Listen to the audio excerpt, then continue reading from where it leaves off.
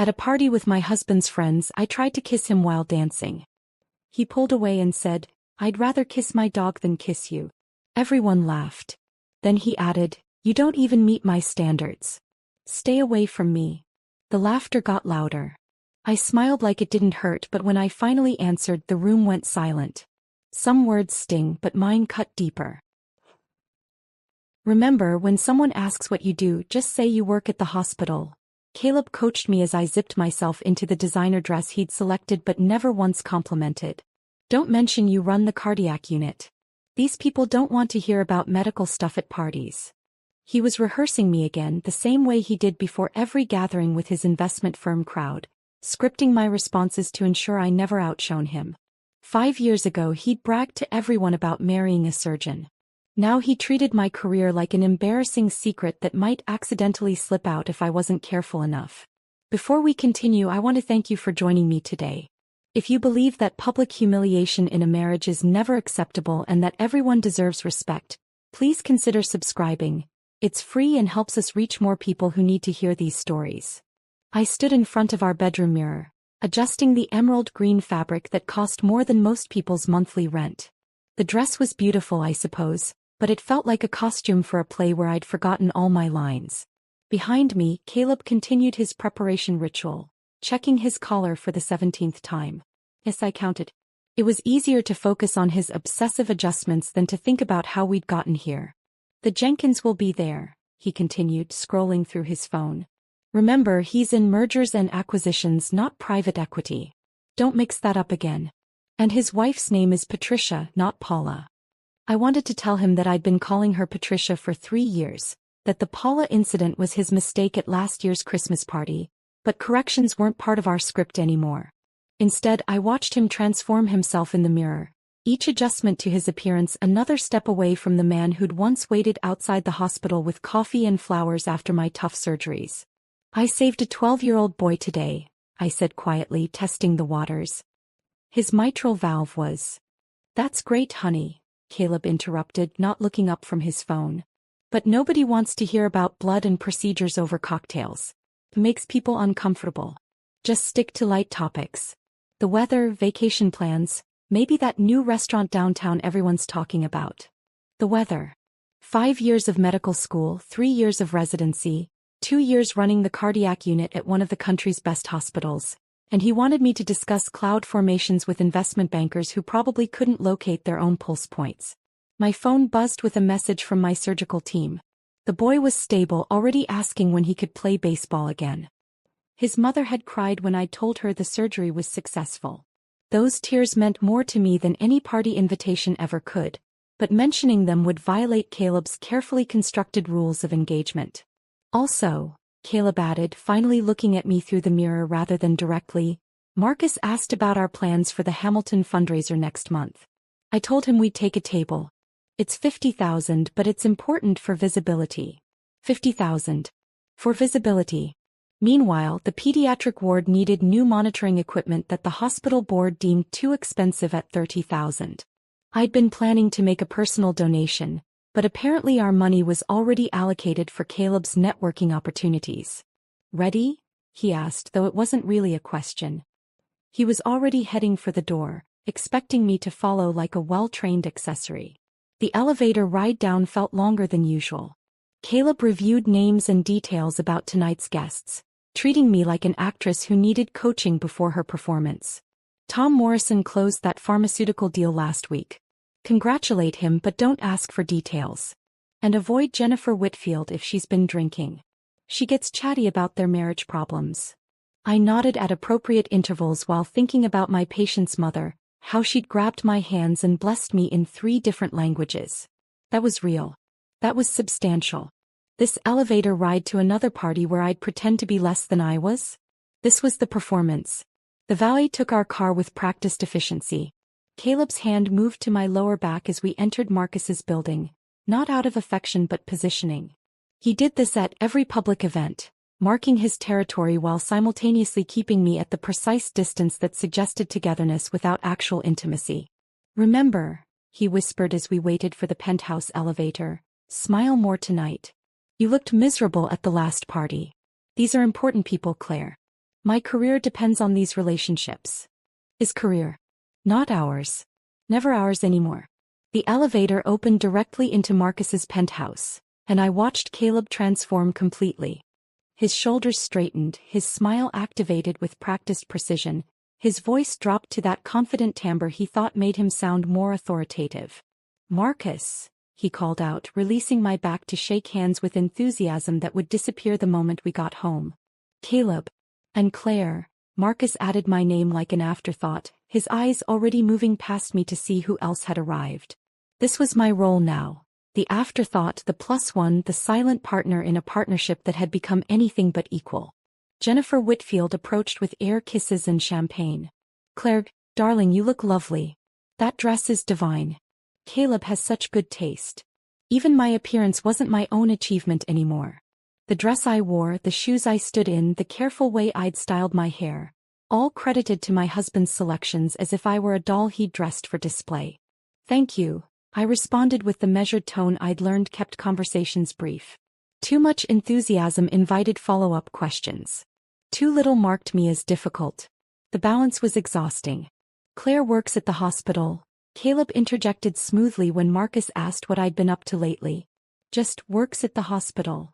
Not runs the cardiac surgery unit, or saved a child's life today, or makes twice my salary keeping people alive.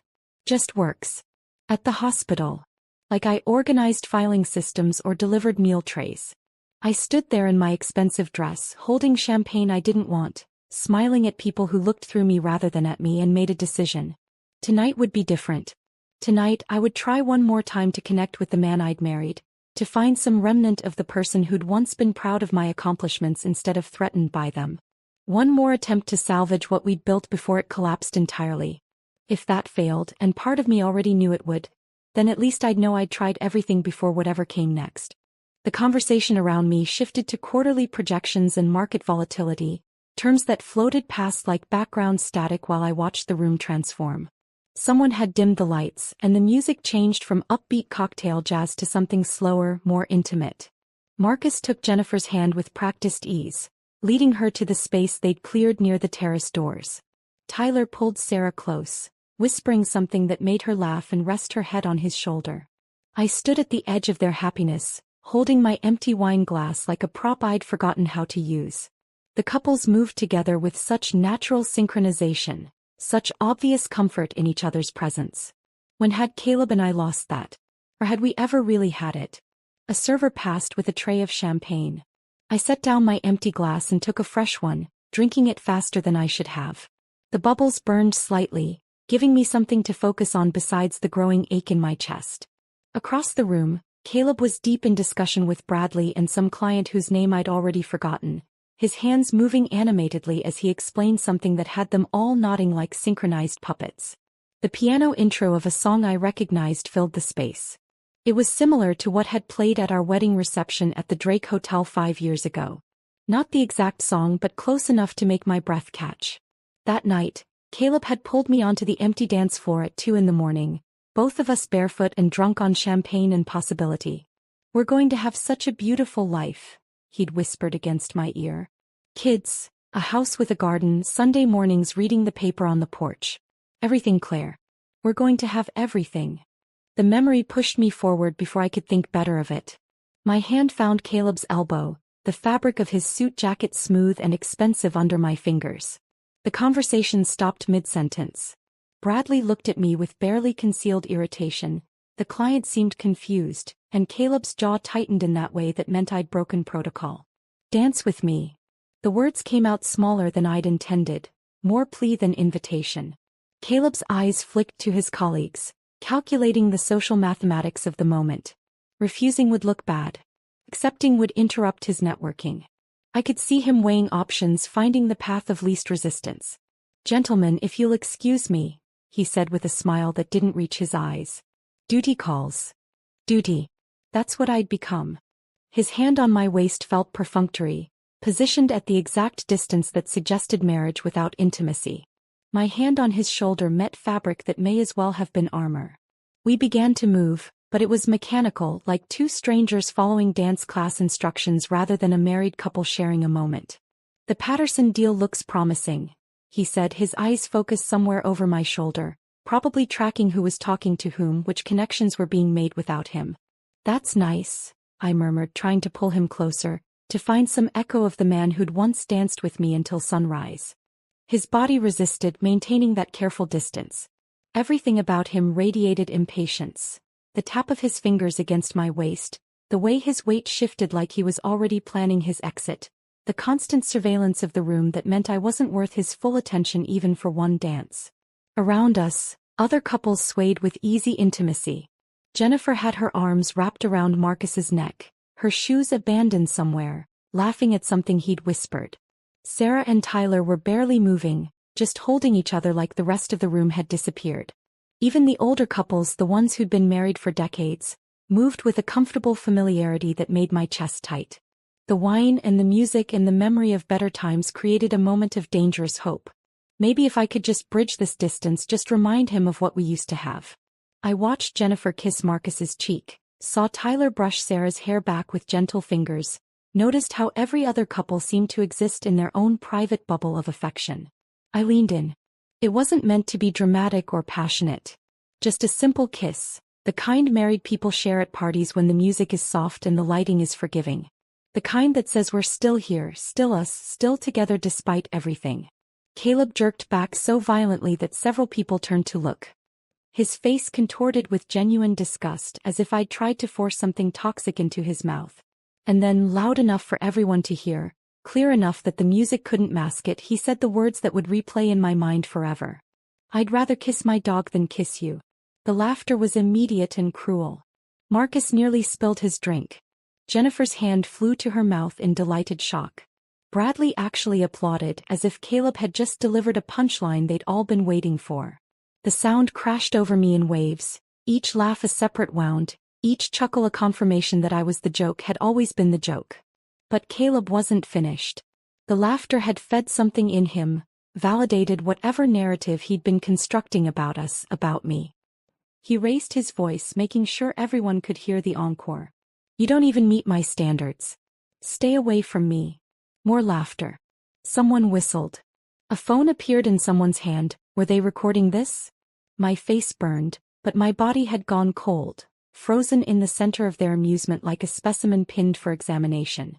The room spun slightly, not from the champagne but from the sudden, devastating clarity that flooded through me. Every red flag I'd ignored assembled itself into a parade of truth. The anniversary dinner he'd canceled for an urgent client meeting, that his Instagram revealed never happened. The separate bedrooms during stressful quarters, that had somehow extended for 8 months. The way his clothes sometimes smelled like perfume I didn't own. The mysterious charges on our credit card he'd explained away as client entertainment. The way he'd stopped saying "I love you," except as a response, never an initiation. I stood there in my expensive dress, surrounded by laughter that sounded like breaking glass, and understood with perfect clarity that I'd been performing CPR on something that had been dead for years. I'd been so focused on trying to revive what we'd had that I hadn't noticed the corpse had started to rot. Something shifted inside me, a tectonic plate sliding into a new position. The humiliation was still there, burning like acid, but underneath it something else emerged. Something cold and calculating. Something that understood the difference between being hurt and being destroyed. They were still laughing. But I wasn't broken. Not anymore. My smile started small, just a slight upturn at the corners of my mouth. Not the polite smile I'd perfected for these gatherings, not the diplomatic expression I wore during hospital board meetings. This was something else entirely, something that came from a deeper place, and I watched as it made the laughter around me falter and die like a flame suddenly deprived of oxygen. "You know what, Caleb?" My voice came out steady, clinical, the same tone I used when explaining terminal diagnoses to families. "You're absolutely right. I don't meet your standards." His smirk widened, mistaking my agreement for surrender. Bradley chuckled and clapped him on the shoulder. Marcus raised his glass in mock salute. They thought they were witnessing my final humiliation, my acceptance of his public rejection. "Your standards require someone who doesn't know about the Fitzgerald account." The words landed like surgical instruments on a steel tray. Caleb's expression shifted, the smugness draining away as if someone had pulled a plug. His eyes darted to Bradley, then back to me. The room had gone quiet enough that I could hear the ice settling in someone's glass. What are you talking about? Caleb's voice had lost its confident timbre. I reached into my clutch and pulled out my phone, the device suddenly feeling like a weapon I'd been concealing all evening. Your standards need someone who hasn't spent the last 3 months documenting every discrepancy in our accounts. Someone who didn't hire a forensic accountant when she noticed $50,000 moving through shell companies in the Caymans. Jennifer leaned forward, her perfectly contoured face showing the first genuine emotion I'd ever seen from her. Marcus set down his drink with a sharp click against the marble counter. The atmosphere in the room had shifted from cruel amusement to electric tension. This is ridiculous, Caleb said, but his voice cracked on the last syllable. I swiped through my phone with deliberate slowness, letting each motion build the tension. Here's the audit report. Shell company registration documents. Bank transfers dated the same days you claimed to be at conferences that, interesting fact, you never actually attended. I turned the screen toward the crowd, watching them lean in like moths to a flame. Oh, and Bradley? You're in these too. Tuesday, March 15th, 3:47 p.m. Should I play the recording of you two discussing how to destroy evidence before the quarterly review? Bradley's face went from tan to gray in seconds. You can't. I touched the play button. Caleb's voice filled the room from my phone speaker, tinny but unmistakable. We need to wipe everything before Davidson checks the books. Transfer it through the subsidiary, then close it down. Make it look like a client error. Someone dropped a glass. The sound of it shattering against marble punctuated Caleb's recorded confession perfectly. Marcus stumbled backward, his hand reaching for the wall to steady himself. The Fitzgerald account. That was my father's retirement portfolio. Your standards, I continued, my voice cutting through the chaos beginning to build, also require someone who doesn't know about Amanda. Who's Amanda? Sarah's voice was sharp, but she wasn't asking me. She had turned to Tyler, her boyfriend, whose face had suddenly gone pale. The 23-year-old intern from Tyler's firm, I said, watching the dominoes begin their inevitable cascade. The one who needed that marketing position so desperately. The one Caleb's been visiting at her apartment every Thursday. Tyler's cousin, actually. Funny how these things connect. Sarah's hand connected with Tyler's face before he could respond. The slap echoed through the penthouse like a gunshot. Your cousin? The one you said needed help with her career. Your standards need someone who doesn't read text messages. I scrolled through my phone, finding the screenshots I'd saved. Like this one from 3 hours ago. Can't wait to be done with this boring party so I can see you tomorrow. Claire's so desperate it's embarrassing. Or this one from last Tuesday. My wife is pathetic. She actually thinks I'm working late. Jennifer had moved closer, reading over my shoulder. Oh my God, she whispered, then louder, turning to Marcus. The pills. The pills missing from our medicine cabinet. You said you didn't. What pills? Marcus asked, but his confusion seemed genuine. The little blue ones. Jennifer's voice was rising. You said you didn't need them, but they keep disappearing, and now, she whirled on Caleb. You were at our house last week for the game. You used our bathroom. Caleb lunged toward me then, his hand reaching for my phone, but I sidestepped with the same precision I used when navigating around operating tables. Years of surgical training had taught me economy of movement, and he stumbled past me, catching himself on a decorative table that wobbled under his weight. The Whitman portfolio, I announced to the room, which had become a tableau of frozen horror. Check your statements, everyone. Really check them. Those spectacular returns Caleb's been showing? Creative mathematics. The money's been siphoned into accounts in Panama. The FBI knows about all of it. You're lying. Caleb's voice had gone high, desperate. I pulled up another document on my phone. The federal prosecutor's office disagrees. This is the confirmation that arrest warrants will be served Monday morning at your firm. During the partner meeting specifically. Agent Patterson thought that timing would be particularly effective. The room erupted. Marcus was shouting about his father's money. Jennifer was screaming at Marcus about the pills and asking how he could not have known. Sarah was demanding Tyler explain his role in everything while he stammered denials. Bradley had his phone out, frantically typing, probably trying to move money or warn someone or book a flight to a non-extradition country. Through it all, Caleb stood frozen in the center of the chaos he'd created, his carefully constructed world collapsing around him like a house of cards in a hurricane. His mouth opened and closed, but no words came out. For once he had no script, no charming deflection, no audience ready to laugh at his cruelty. "Oh, and Caleb?" I said, my voice cutting through the noise. "Your mother knows everything. Eleanor called me last week after her accountant found discrepancies in the pension fund you manage for her. We had a very interesting conversation about where your father's retirement money actually went." His legs seemed to give out then. He sank onto one of Marcus's designer chairs, his head in his hands. The man who'd stood in the center of the room comparing me to a dog 5 minutes ago had been reduced to something small and pathetic, surrounded by the wreckage of his own making. The sound of my heels on marble was the only noise as I walked toward the door, each step measured and deliberate. The crowd parted, some staring at me with shock, others with something that might have been respect or fear. At the entrance to the penthouse, I turned back one final time. The scene was perfect in its destruction. Trust fund kings and queens reduced to screaming accusations at each other. The careful social architecture they'd built crumbling as each revelation exposed another lie, another betrayal, another crime. And in the center of it all, my husband, no, my soon-to-be ex-husband, sat with his face in his hands, finally understanding what it felt like to be stripped bare and humiliated in front of everyone who mattered to him. I pushed through the penthouse door and into the hallway, my heels creating a sharp rhythm against the marble floor. Behind me, the chaos continued.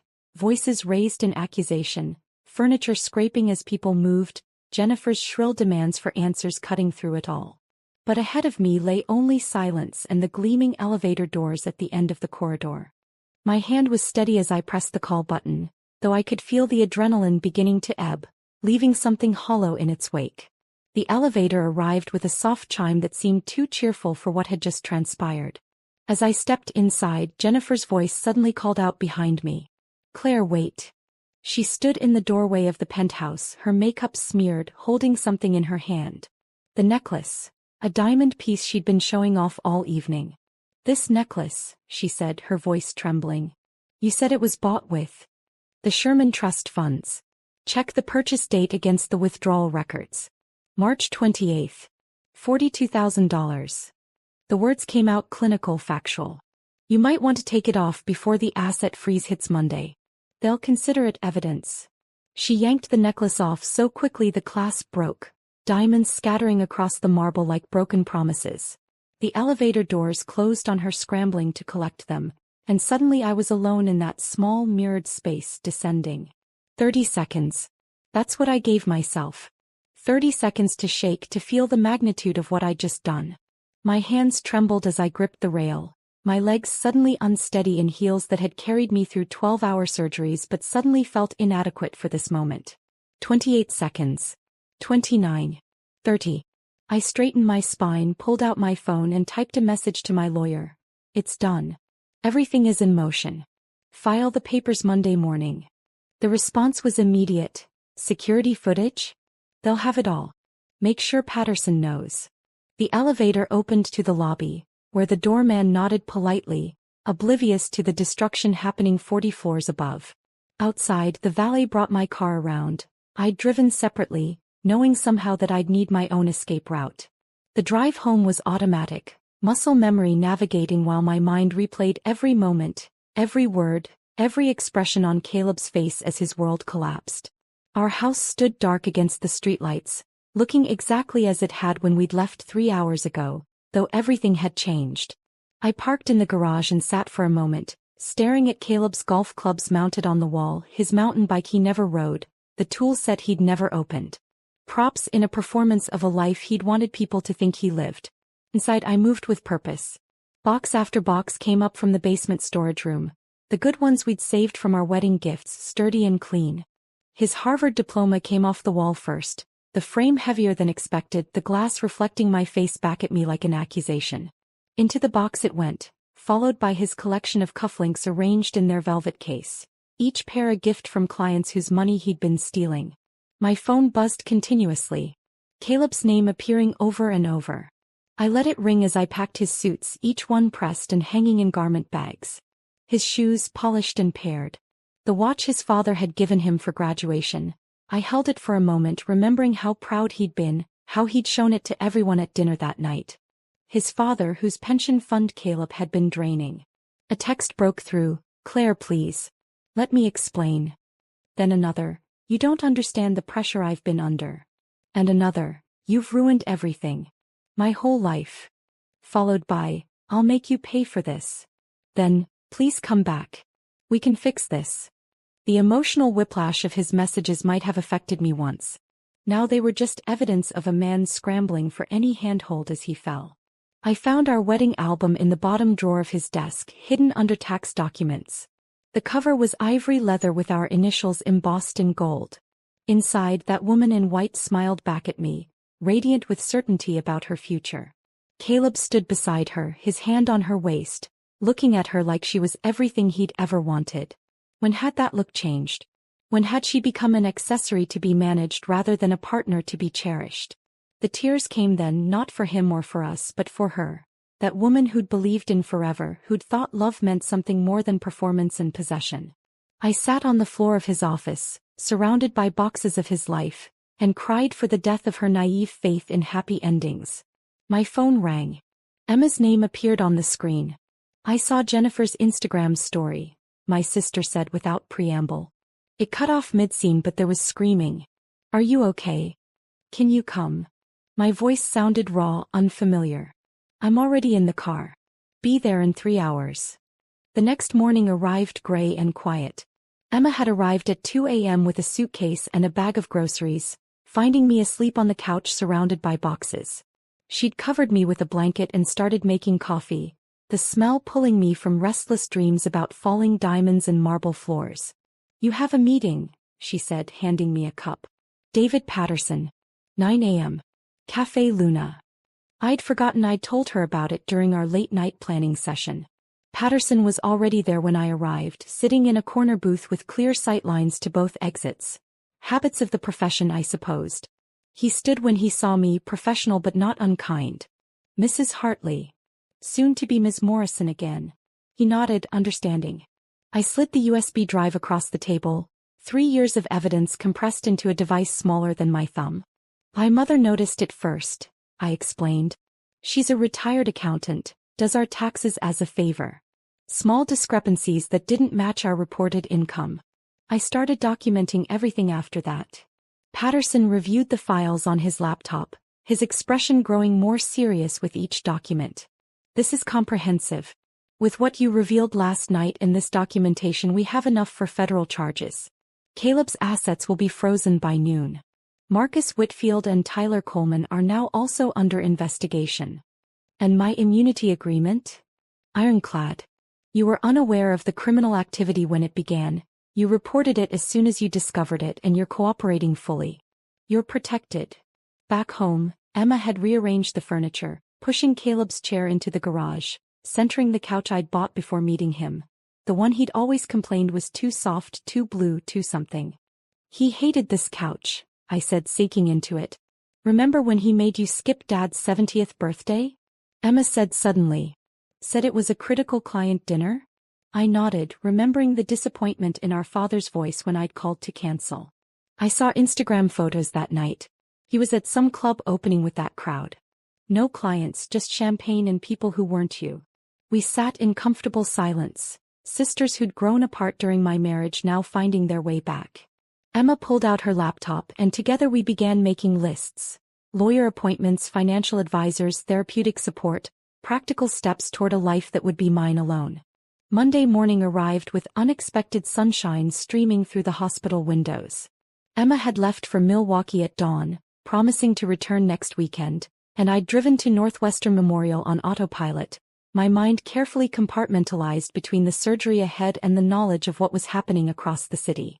The patient was 17, a basketball player from Lincoln Park High who'd collapsed during practice with a previously undetected heart defect. His parents sat in the waiting room, holding hands with the same desperate hope I'd seen hundreds of times before. I focused on their faces as I explained the procedure, using their fear to anchor myself in this moment, this purpose, this life that existed separate from the destruction unfolding in downtown office buildings. In the operating room, my team assembled with practiced efficiency. Dr. Rodriguez, my senior resident, studied the monitors while making notes. Sarah, my favorite surgical nurse, laid out instruments with methodical precision. They moved around me like a well-rehearsed orchestra, unaware their conductor was internally tracking time, knowing that at exactly 10 a.m., FBI agents would be walking into Davidson, Klein and Associates. "Scalpel," I said, my voice steady through the surgical mask. The weight of the instrument in my hand felt like truth, like something real and purposeful. Here in this sterile room with its controlled environment and clear objectives, I could save a life while another life, the one I'd built with Caleb, officially ended. The surgery stretched into its third hour when Dr. Rodriguez commented on my unusual calm. "You're different today, Dr. Morrison. More focused somehow."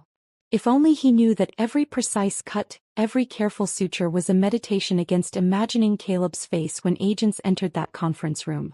The partner meeting always started at 10 sharp. Davidson would be mid-presentation about quarterly projections when the doors would open. The arrests would be public, visible, impossible to spin or explain away. 4 hours in, we encountered unexpected scar tissue from an old injury the boy hadn't mentioned. I worked through it methodically, rerouting vessels with the same patience I'd used to document 3 years of financial crimes. Every challenge in this surgery could be solved with skill and persistence. Unlike marriages built on lies, hearts could actually be repaired. 7 hours and 14 minutes after the first incision, I closed the final suture.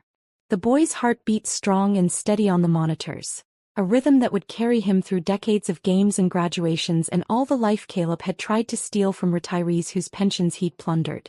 "Beautiful work," Dr. Rodriguez said as we scrubbed out. "That kid's going to play college ball because of you." I peeled off my surgical cap, my hair damp with perspiration, and checked my phone. 17 missed calls. 3 from numbers I didn't recognize, likely reporters. The rest from various partners at Caleb's firm. The news had broken. In my office, I'd barely sat down when Jennifer Morrison appeared in my doorway. Gone was the perfectly coiffed woman from Friday night's party. Her designer clothes had been replaced with a simple sundress from Target, her face bare of makeup except for streaks of mascara that suggested she'd been crying in her car. "Can I come in?" Her voice was small, uncertain. I gestured to the chair across from my desk. She sat carefully as if she might break something, including herself. "Marcus was arrested an hour ago," she said, the words tumbling out. "They came to the house. The FBI. They had a warrant. They took everything, computers, files, even our phones. I had to borrow my neighbor's cell just to make calls." I waited, not offering comfort or condemnation, just space for her to continue. "Our accounts are frozen. All of them. Even my personal checking account from before we married. I can't access anything." She laughed, but it was hollow, broken. "I went to 3 ATMs trying to get cash for gas. The girl at the bank looked at me with such pity when she explained the federal hold. "I'm sorry you're going through this," I said, meaning it. Whatever Jennifer's faults, she hadn't orchestrated the crimes. "Are you?" She looked up sharply. "Because I laughed. Friday night when Caleb said those things to you, I laughed. I've laughed at you for years, Claire. Every party, every gathering, we all did. We called you the Ice Queen, the robot surgeon who didn't know how to have fun. The confession hung between us like a scalpel waiting to cut. And the whole time," she continued, tears falling freely now, "Marcus was stealing from his own father. From clients who trusted him. He had affairs. Multiple affairs. There's apparently a whole separate credit card I never knew about. The FBI agent asked me about trips to Vegas I didn't even know happened." She pulled a tissue from her purse. A regular purse, not the designer bag she usually carried. "I was so busy feeling superior to you, laughing at your marriage, that I never looked at my own. We were living the same lie, except you were smart enough to see it." My desk phone rang. I let it go to voicemail, but the display showed a name that made Jennifer flinch. "Davidson, Klein and Associates." "They're all calling me," I said. "Former colleagues of Caleb's. Some fishing for information, trying to figure out their exposure. Others wanting to distance themselves, make sure I know they had no idea what was happening." "Did they know?" Jennifer asked. My phone buzzed with a text from a number I recognized. Caleb's former assistant, Meredith. "Dr. Morrison, I wanted you to know that we all knew about Amanda. About the others too. I'm sorry we never said anything. He used to brag about it at happy hours, said you were too focused on work to notice. Said he was planning to leave once the Singapore deal closed. I kept documentation if you need it for divorce proceedings. I showed Jennifer the message. She read it twice, her face crumpling. They all knew, she whispered. At every party, every dinner, they all knew our husbands were destroying us for sport. My phone rang again. This time I recognized the number. Eleanor Hartley, Caleb's mother. I'd been dreading this call. I should take this, I told Jennifer. She stood to leave, then paused at the door. Claire? That strength they mocked you for? Don't lose it. It's the only reason you're still standing while the rest of us are falling apart. Eleanor's voice was crisp when I answered, decades of Southern breeding barely concealing her emotion. Claire, I owe you an apology. Not hello, not how are you. Straight to the point like always. I've been a terrible mother-in-law. I disapproved of your career, thought you should focus on giving me grandchildren, criticized you for not supporting Caleb's ambitions properly. I said nothing, letting her continue. I hired an investigator 6 months ago, she said. The pension account irregularities were too obvious to ignore.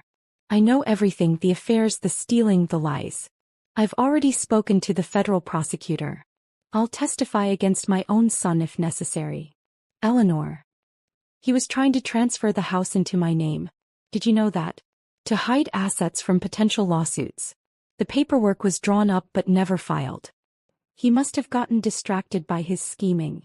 She paused. I raised him better than this. His father would be devastated. 3 months had passed since the arrests, and autumn had turned Chicago's skyline into a study of gray and gold. I sat in my home office, the one Caleb had never entered because it was too cluttered with medical journals, composing an email to Malcolm Chin, a financial blogger whose readership included every major firm in the city. The subject line read simply, "Documentation you should see."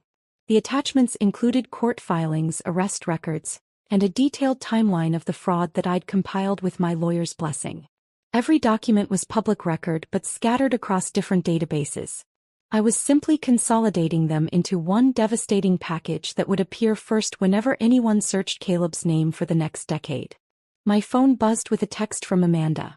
We'd been in contact since I'd connected her with Patricia Okonkwo, an attorney who specialized in cases against predatory executives. Lawsuit filed this morning. Emotional distress and pregnancy discrimination. Patricia says the timing with your document release is perfect. Thank you, Claire. I'd never expected to become allies with my husband's mistress, but Amanda had been a victim too, 23 years old, told she was special, promised a future that was never going to materialize. She was 7 months pregnant now, living with her parents in Iowa, rebuilding a life that Caleb had derailed with his lies.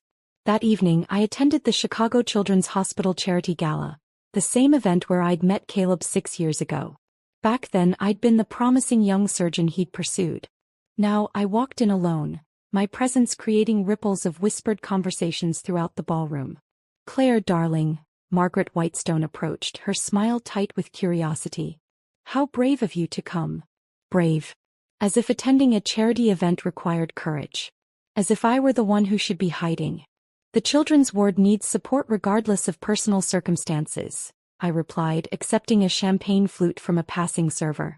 Throughout the evening I watched the social choreography unfold. Caleb's former colleagues clustered in corners, their bodies angled away from anyone tainted by association with the scandal. Marcus's former clients moved through the room like refugees, trying to establish new alliances while their frozen assets left them scrambling. Near the silent auction tables, I overheard Bradley's wife, Jessica, speaking to a small group of women. We had no idea, of course. Bradley barely knew Caleb outside of work functions. I activated the recording app on my phone, keeping it casually at my side. Please, another woman laughed. Bradley was at every boys' night.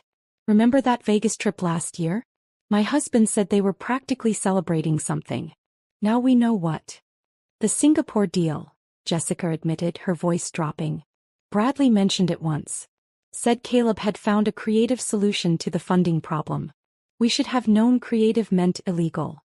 These admissions, these small acknowledgments of willful blindness, were building blocks in a larger structure of accountability. My lawyer would be very interested in Bradley's prior knowledge of the Singapore deal. The divorce proceedings had begun 2 weeks earlier, and Caleb had arrived with a strategy that was breathtaking in its audacity. His attorney argued that my substantial surgical income should be factored into the settlement, that my earnings should offset his current inability to work due to the criminal proceedings. Your Honor, Caleb's attorney had stated, Dr. Morrison earned over $400,000 last year. Mr. Hartley's career has been destroyed by allegations that. By federal charges, my attorney Diana interrupted. Not allegations. Charges. Based on evidence Dr. Morrison provided after discovering her husband's criminal activity. Diana then produced a folder that made Caleb visibly pale. We've discovered cryptocurrency wallets in Mr. Hartley's name containing approximately $200,000 in Bitcoin, purchased over the last 18 months. Additionally, there's an art collection valued at $300,000 stored in a climate-controlled facility in Schaumburg under his mother's name but paid for with marital assets. Each revelation was another cut, precise and calculated. Caleb's attorney scrambled to respond, but Diana wasn't finished. There's also the matter of the boat registration in Michigan, the investment property in Wisconsin he never disclosed, and the safety deposit box at First National containing gold coins and bearer bonds. By the end of that hearing, Caleb's position had crumbled entirely. He would leave the marriage with his criminal defense attorney fees and nothing else. 2 days after the divorce hearing, Sarah Coleman contacted me. Tyler's wife had discovered her own cache of evidence and wanted to compare notes. We met at a quiet coffee shop in Lincoln Park, 2 women bound by the peculiar sisterhood of betrayal. Tyler recorded everything, Sarah said, sliding a USB drive across the table. He had this app on his phone that automatically recorded calls, including ones with Caleb. The recordings were damning. Conversations about moving money, discussions about other accounts they'd targeted, jokes about their wives being too stupid or too trusting to notice. In one particularly chilling exchange, they laughed about a retired teacher whose entire pension they'd drained. Her name was Dorothy Petway, Sarah said. Taught 3rd grade for 40 years. They took everything. That conversation led to another revelation. Sarah had been contacted by 5 other women, all connected to the scandal in various ways. Some were wives of co-conspirators, others were victims whose husbands' retirement accounts had been plundered. We organized a meeting at my house the following week. 7 women gathered in my living room on a Thursday evening. We ranged in age from 23 to 68, united by our connection to this web of financial crime and emotional violence. There was Margaret Chin, whose husband's entire 401k had vanished. Patricia Williams, whose husband had been Bradley's partner before the firm collapsed. Linda Martinez, who discovered her husband had been facilitating the money laundering. We're not just victims, I said, opening the meeting. We're witnesses. We have information that can expand this investigation, ensure everyone involved is held accountable. Margaret nodded firmly. I've been documenting everything for months. My husband thought I didn't understand finance because I taught elementary school. He was wrong. Over wine and carefully organized evidence, we built our case. Each woman contributed pieces. Recorded conversations, suspicious documents, financial records that didn't add up. Patricia had emails showing the crime went back 5 years. Linda had photographs of meetings that were supposedly never held. They thought we were decorations, Linda said, her voice steady with controlled anger. Pretty things to display at parties while they built their empires on theft. They never imagined we were paying attention. By the end of that evening, we had enough additional evidence to expand the federal investigation significantly. Our group chat became a command center for accountability, each woman committed to ensuring that justice reached beyond just the primary conspirators. As I cleaned up after everyone left, I found a sticky note Sarah had left on my kitchen counter. They called us trophy wives. Let's show them what trophies are really made of, solid gold and impossible to break. I tucked Sarah's note into my kitchen drawer, a small reminder of the solidarity we'd built from shared devastation. 9 months had passed since that first gathering, and today we would all sit together again, but this time in a federal courtroom for Caleb's sentencing. The courthouse stood against a harsh February sky, its limestone columns looking like bars already. I arrived early, wanting to review my victim impact statement one final time. The paper trembled slightly in my hands. Not from fear, but from the weight of speaking for so many who'd been silenced by shame and confusion. The courtroom filled gradually. Eleanor arrived wearing black, her face composed but aged by months of revelation about the son she'd raised. Behind her, the other women from our group filed in. Margaret, Patricia, Linda, Sarah, and 3 others who'd joined us as the investigation widened. Amanda wasn't there, too close to her due date to travel, but she'd sent her own written statement for the judge to review. When they brought Caleb in, the orange jumpsuit had replaced his tailored suits, and federal custody had worn away his carefully maintained exterior. He'd lost weight, his face gaunt, the confidence that once commanded rooms reduced to something hollow. His eyes searched the gallery until they found mine, holding my gaze for a moment before I looked away. "Mrs. Hartley," the prosecutor addressed me when my turn came. "You may deliver your statement." I stood, my heels clicking against the courtroom floor with the same rhythm they'd had leaving Marcus's penthouse that night. The podium felt solid under my hands as I began.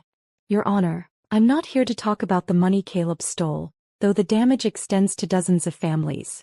I'm here to talk about the theft that doesn't show up in financial records, the systematic destruction of trust disguised as marriage." Caleb shifted in his seat, his shackles making a small metallic sound. "For 5 years I was married to a man who treated cruelty as entertainment, who would publicly humiliate me at social gatherings, then gaslight me into believing I was too sensitive when I objected. I found receipts hidden in his home office, jewelry, designer handbags, spa treatments, gifts purchased but never given, kept as trophies of deception while he told me we needed to budget more carefully." Eleanor made a small sound, pressing a tissue to her eyes. "Those same receipts were filed with documentation for Amanda Harrison's apartment, as if betrayal was just another business expense to be categorized and filed. He kept spreadsheets, Your Honor. Actual spreadsheets tracking his lies, his affairs, his stolen money, with the same precision he used to track our household expenses while telling me my surgical equipment purchases were excessive." I looked directly at Caleb then, watching him shrink into himself. At a party in front of colleagues and friends, he told me he'd rather kiss his dog than kiss me. That I didn't meet his standards. That room laughed while my marriage publicly ended, turned into entertainment for people who knew about his affairs, his theft, his complete moral bankruptcy, but said nothing because it was more fun to watch me not know. The judge leaned forward slightly, his expression grave. "The financial crimes destroyed retirements and futures. But the emotional violence he wielded destroyed something deeper. The ability to trust, to feel safe in your own home, to believe that love means something more than performance and possession. He didn't just steal money. He stole years of my life, my confidence, my faith in partnership. That theft has no restitution amount." I returned to my seat as others gave their statements.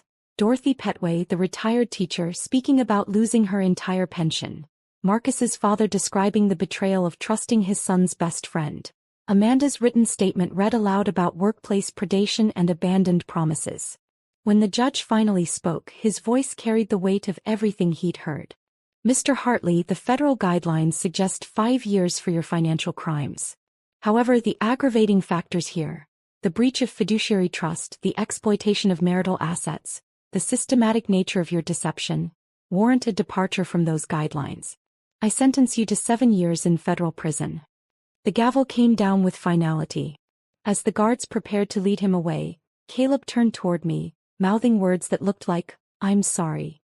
But I was already turning away, reaching for Sarah's hand, then Margaret's, creating a chain of women who'd survived similar devastation and found strength in shared truth.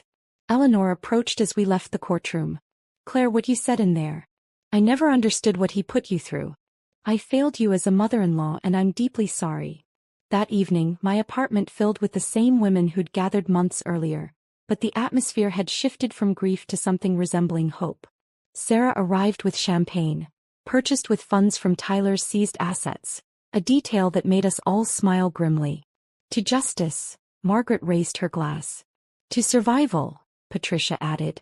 "To never being silent again," Linda concluded. We shared updates on our new lives. Sarah was back in school, pursuing the law degree she'd abandoned when Tyler convinced her they didn't need 2 careers. Margaret had started a foundation helping elderly victims of financial fraud. Patricia was dating again, slowly, carefully, but with hope. I got a letter from Amanda, I announced, pulling it from my purse. They gathered around as I read aloud. She was 8 months pregnant now, planning to raise the child alone with her parents' support. She was also writing a book about predatory workplace relationships, asking if I'd write the foreword. I want to call it Standards, her letter explained. Because men like Caleb always talk about standards while having none themselves. The bitter irony wasn't lost on any of us. As the evening wound down and the women began leaving, each departure was accompanied by long embraces and promises to maintain our monthly dinners. We'd become an unlikely family, bonded by betrayal but defined by our resilience. Sarah was the last to leave, pausing at my door. You know what struck me most about your statement today? You didn't just expose what he did. You exposed who he really was. There's something powerful about that kind of truth. After she left, I stood at my window looking out at the city lights. Somewhere in federal holding, Caleb was beginning his 7-year sentence. Somewhere in Iowa, Amanda was preparing for motherhood. Somewhere in this city, other women were living with similar secrets, similar shame, similar confusion about love versus control. I thought about the woman I'd been at Marcus's party, standing frozen while strangers laughed at my humiliation. She felt like someone I'd known once but could barely remember now. In her place stood someone harder perhaps but also clearer. Someone who understood that real strength wasn't about enduring cruelty but about exposing it, completely and without apology. The morning light streamed through the floor-to-ceiling windows of Marcus's former penthouse, casting long shadows across marble floors that had witnessed my public humiliation exactly 1 year ago. The realtor, an energetic woman named Beth who didn't know the history of this space, gestured enthusiastically at the view.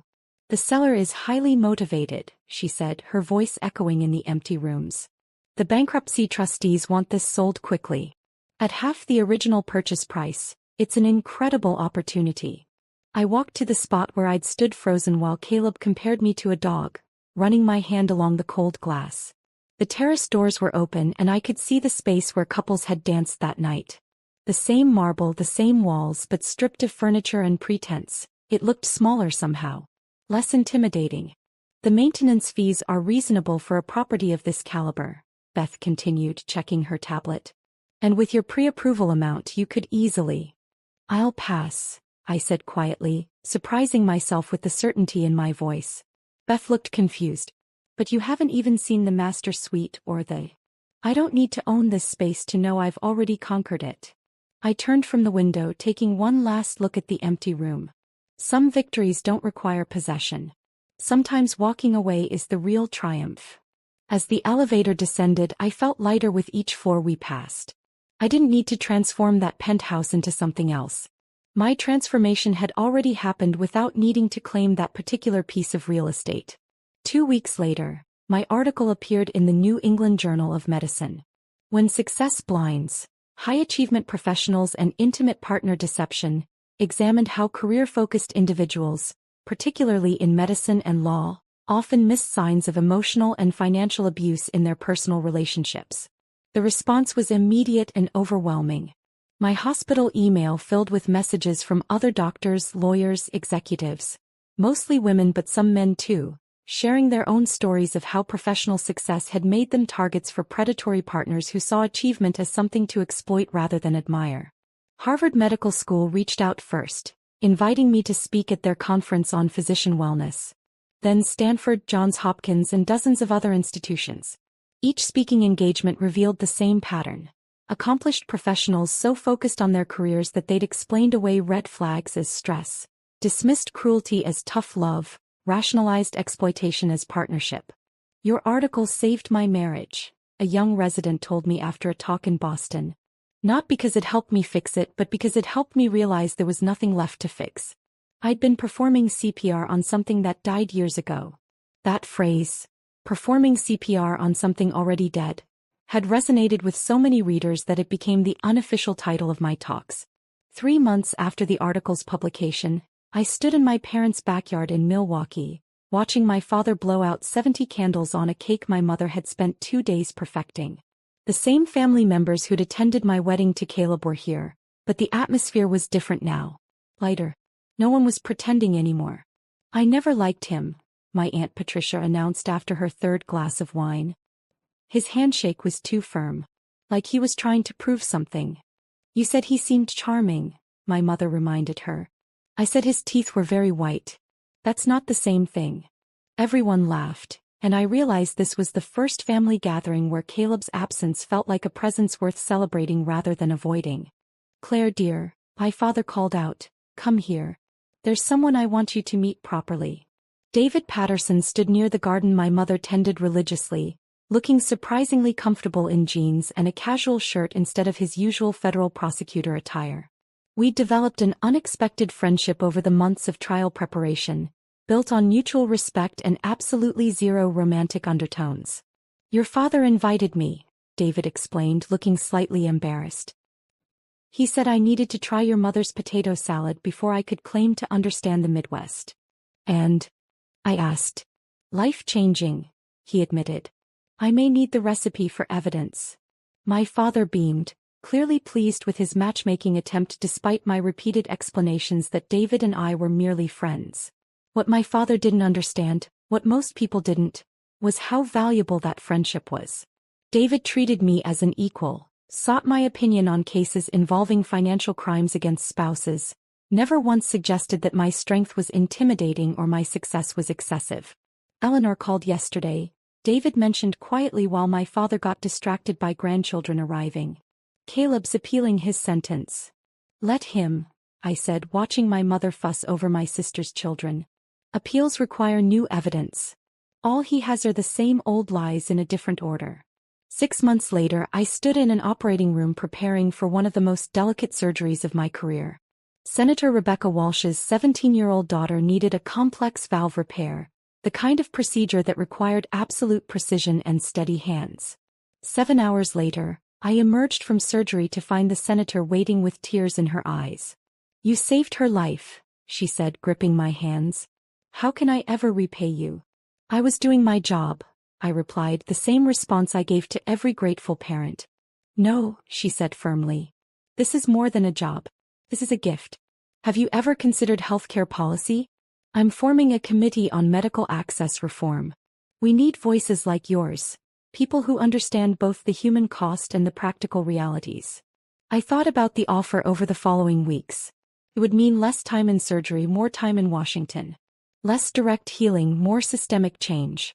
The kind of opportunity that Caleb would have killed for. The prestige, the power, the proximity to influence. But I wasn't Caleb. I didn't need external validation to know my worth anymore. Standing in my office, looking at the acceptance letter for the committee position, I thought about that woman on the dance floor. The one who'd leaned in for a kiss and received public humiliation instead. She'd been so desperate for connection that she'd ignored every warning sign, every red flag, every moment of cruelty disguised as humor. That woman had needed to be destroyed for this one to emerge. Caleb's cruelty hadn't broken me. It had broken the shell I didn't know I was living in. His public rejection had forced me to reject the life I'd been accepting, the diminishment I'd been normalizing, the cage I'd been decorating instead of escaping. I signed the committee acceptance letter with the same steady hands that had saved the senator's daughter, that had packed Caleb's belongings, that had held the microphone at countless speaking engagements where I'd told the truth about marriages that looked perfect from the outside but were crime scenes within. The woman who'd stood frozen on that dance floor was gone. In her place stood someone who understood that real power didn't come from being chosen or validated or included. It came from choosing yourself, validating your own worth, and including your own voice in conversations that mattered. Some words sting. Others heal. But the truest words, the ones that cut deepest, are the ones we finally say to ourselves. I deserve better. I am enough. I choose me. If this story of calculated revenge resonated with you, hit that like button right now. My favorite part was when Claire pulled out her phone at the party and started revealing those forensic audits, watching Caleb's smug victory transform into complete devastation. What was your most satisfying moment? Drop it in the comments below. Don't miss more gripping stories of betrayal and triumph. Subscribe and hit that notification bell so you never miss an upload.